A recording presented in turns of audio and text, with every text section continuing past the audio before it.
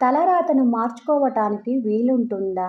మనం పుట్టినప్పుడే భగవంతుడు మన తలరాతను రాసేస్తాడు కదా! మరి మనం పూజలు ఎందుకు చేయాలి అని కొంతమందికి అనుమానం వస్తుంది. అయితే బ్రహ్మ నుదుటన రాత రాసేటప్పుడు అందులోనే ఒక మాట రాశాడంట. నేను రాసే రాతను నేను కూడా తప్పించలేను. మీరు మీ ఉపాసనలతోటి, మీ అర్చనలతోటి మార్చుకోగలరు అని రాశారంట. పూర్వం భీముముఖుడు అనే రాజు ఉండేవాడు. ఇతనికి 50వ ఏట మరణగండం ఉంది. ఆ మరణగండాన్ని ఎవరూ తప్పించలేరని రాశాడు బ్రహ్మ.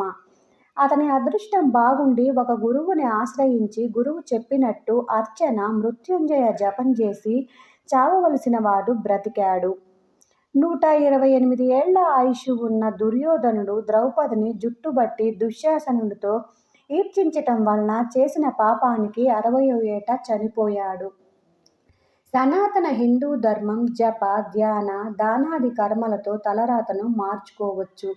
మనస్సులో నిరంతరం భక్తితో భగవన్నామ స్మరణ చేస్తే అంతా ఆ కృష్ణయే చూసుకుంటారు.